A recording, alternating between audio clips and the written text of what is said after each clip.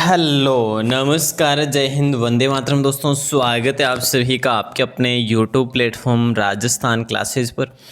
आइए दोस्तों, आज अपन जो है सुपर फास्ट पढ़ने वाले हैं यहाँ पर भी। और ये जो कि अपने इससे पहले एक पार्ट हुआ था, आपको याद हो तो परसों, है ना। और उसमें अपने 50 क्वेश्चन पढ़े थे, सुपर फास्ट पढ़े थे दोस्तों। उसी प्रकार से आज भी अपन सुपर फास्ट पढ़ने वाले। ये वही सीरीज है जिसमें से क्वेश्चन उठाए हुए हैं, और ये क्वेश्चन भी इम्पोर्टेंट है और एग्ज़ाम में पूछे जाने वाले क्वेश्चन होने वाले हैं। तो आइए दोस्तों, पहला क्वेश्चन आपके स्क्रीन पे है। राजा शिवाजी के प्रशासन में राजकीय पत्राचार का उत्तरदायित्व किसके पास में था? राजा शिवाजी के प्रशासन में राजकीय पत्राचार का उत्तरदायित्व किन के पास में था? तो ये प्रश्न जो है मैंने पूछा था आपसे लास्ट में, और राइट आंसर सुरनवीस हो जाएगा। क्या हो जाएगा? सुरनवीस हो जाएगा। चलिए आइएगा, नेक्स्ट क्वेश्चन आपकी स्क्रीन पे नंबर 57।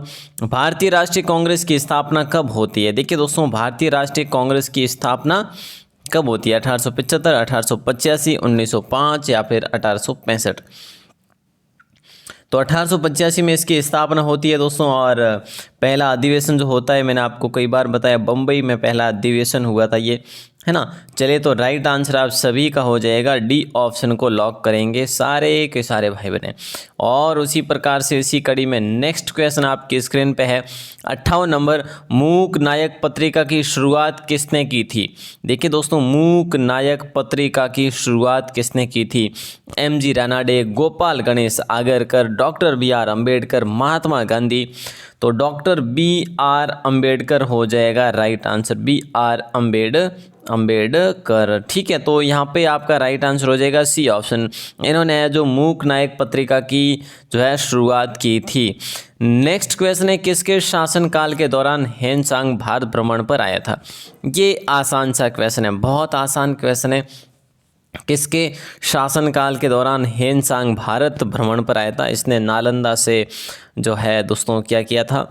विद्या ग्रहण की थी वैसे। और ये चंद्रगुप्त नहीं बल्कि हर्षवर्धन के समय में ये आया था, और यही भीनमाल में भी आया था। अपने भीनमाल पर भी आया था दोस्तों, भीनमाल में यात्रा वृतांत के रूप में, है ना। ए ऑप्शन को लॉक करेंगे सारे भाई बहन। अच्छा, नेक्स्ट क्वेश्चन क्या पूछा जा रहा है, जरा ध्यान देना तो, कि निम्नलिखित में से किस स्थान पर सिंधु घाटी सभ्यता के अवशेष प्राप्त हुए हैं? इनमें से कौन से स्थान पर सिंधु घाटी सभ्यता के अवशेष प्राप्त हुए हैं? हम्पी में नहीं हुए, जूनागढ़ में भी नहीं हुए, कन्हेरी में भी नहीं हुए, कालीबंगा में।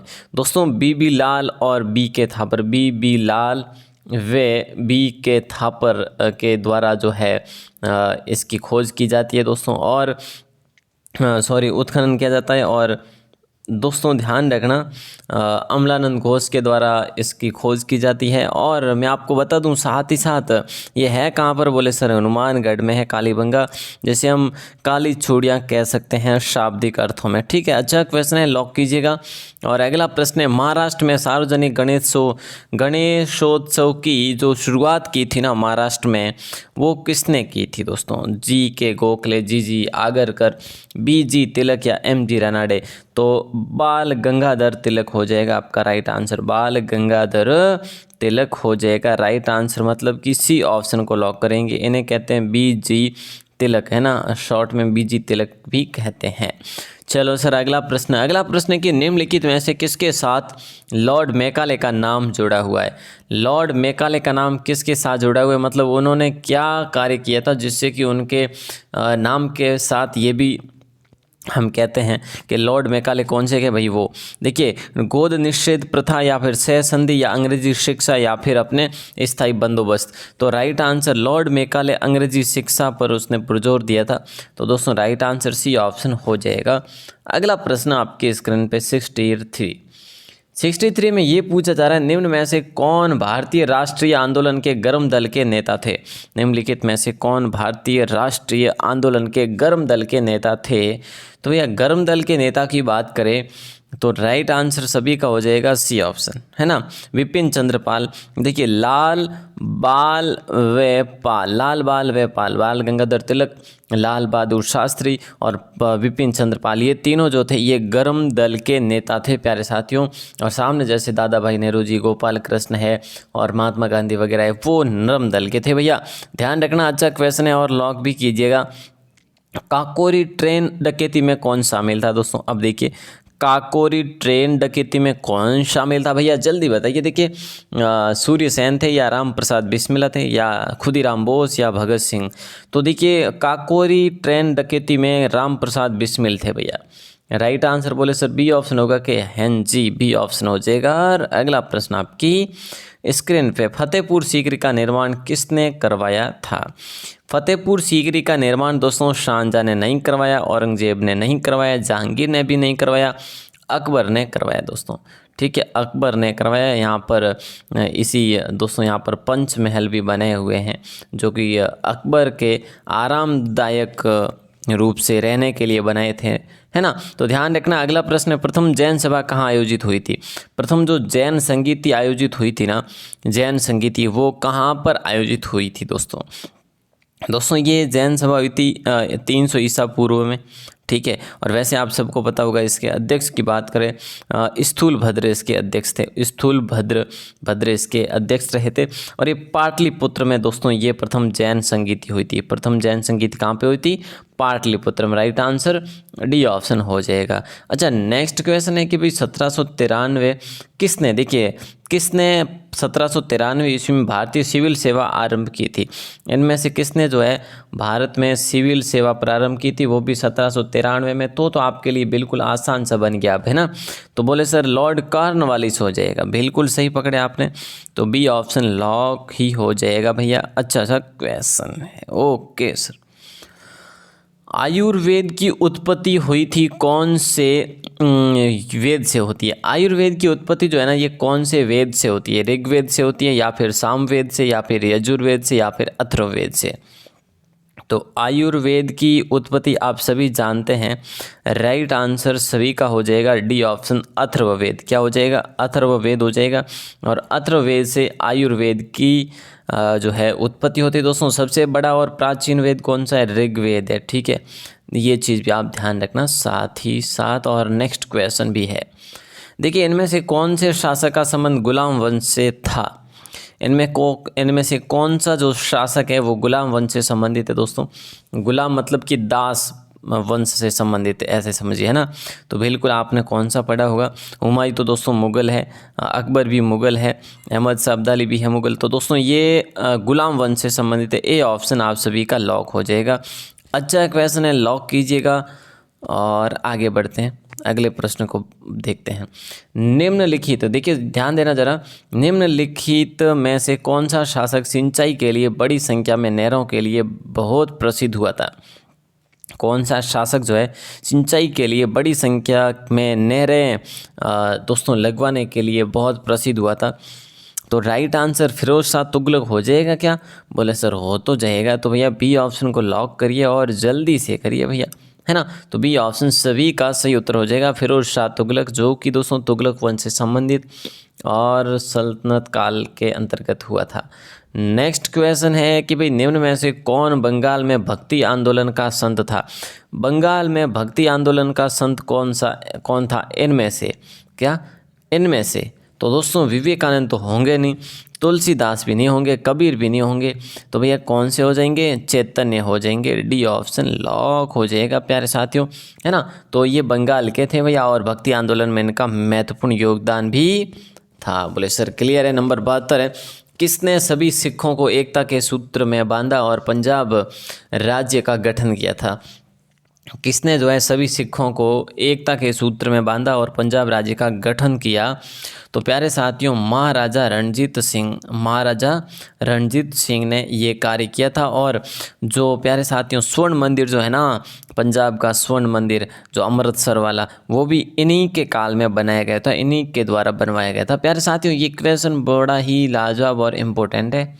अगला प्रश्न आपकी स्क्रीन पे है, तख्त ताऊस पर बैठने वाला अंतिम मुगल बादशाह कौन था? तख्त ताऊत पर बैठने वाला अंतिम मुगल बादशाह जो था बहादुर शाह जफर नहीं बल्कि मोहम्मद शाह तो दोस्तों था। सी ऑप्शन लॉक हो जाएगा।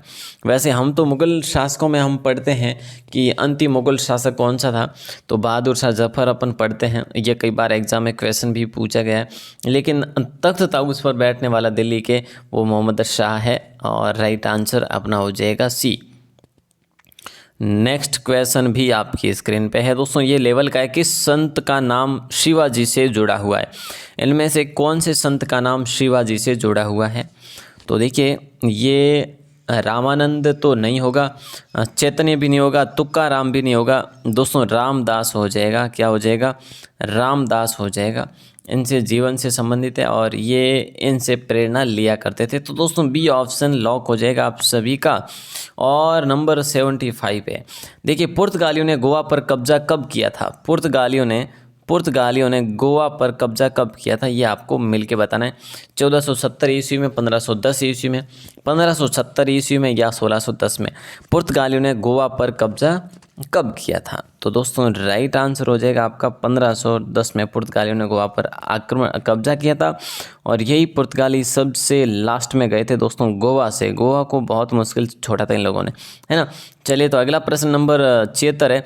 1757 में सिराजुद्दौला को किसने हराया था?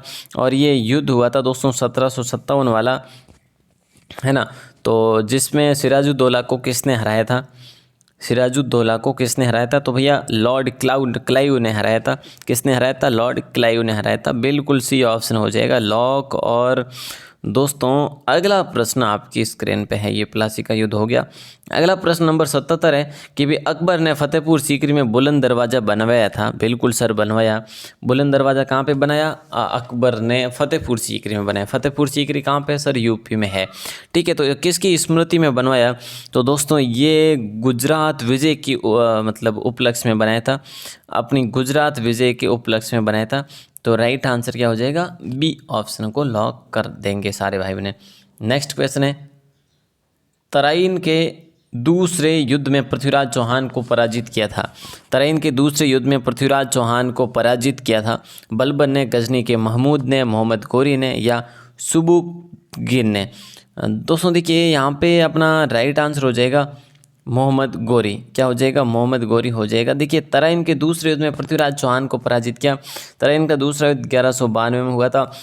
1191 में पहला युद्ध हुआ था जिसमें गौरी की हार हुई थी, दूसरे में गौरी की जीत हुई थी, पृथ्वीराज की हार हुई थी। नेक्स्ट क्वेश्चन है आपकी स्क्रीन पे 79।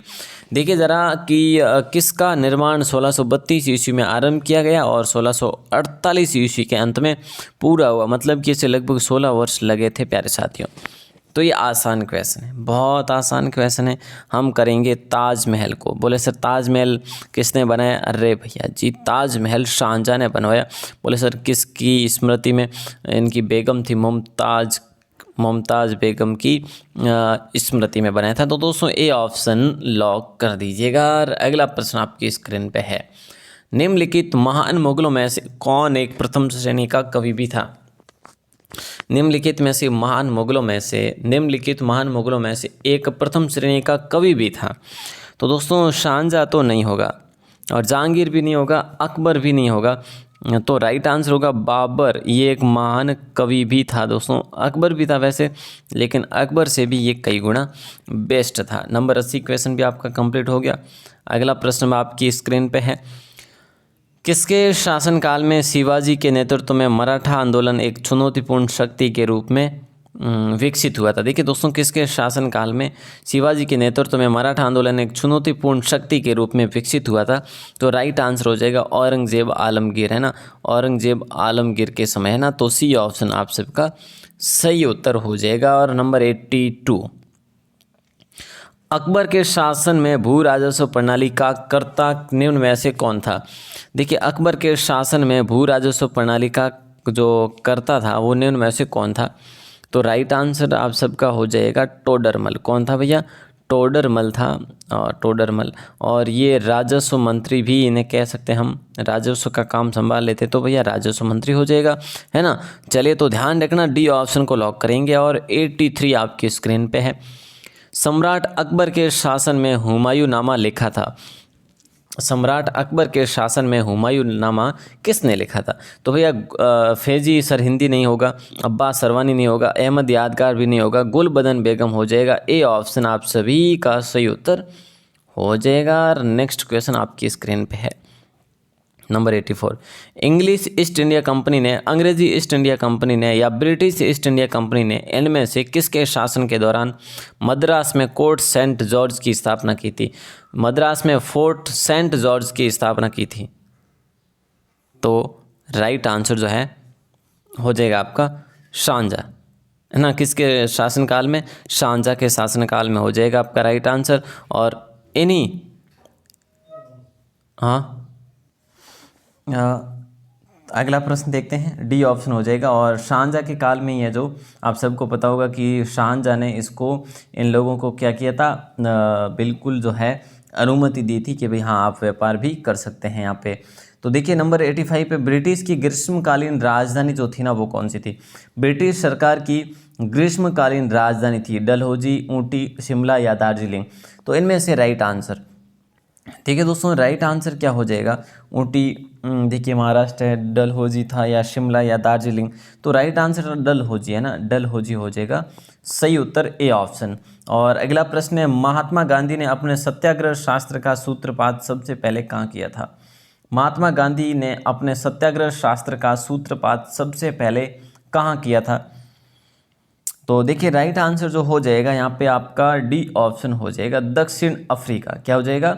दक्षिण अफ्रीका। महात्मा गांधी ने अपने सत्याग्रह शास्त्र का सूत्रपात सबसे पहले दक्षिण अफ्रीका में किया था। डी ऑप्शन सही उत्तर हो ही जाएगा। और 87 भी आपकी स्क्रीन पे एक बार देखिएगा, क्वेश्चन बड़ा लाजवाब है।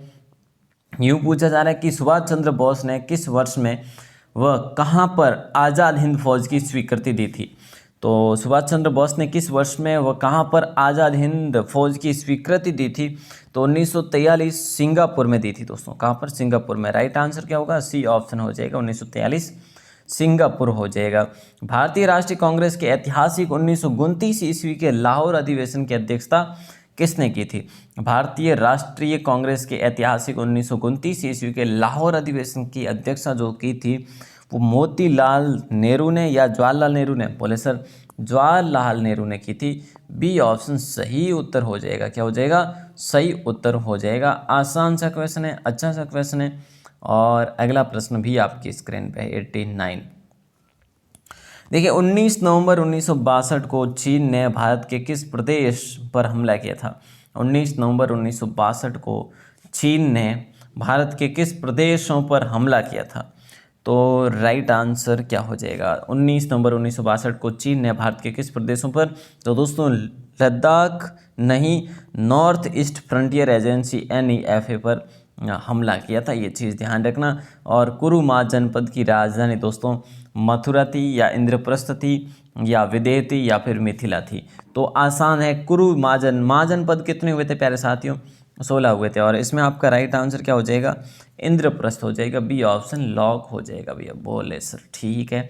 नंबर 91 है, महाबोधि मंदिर किस स्थान पर है? जल्दी से जवाब दे दीजिएगा।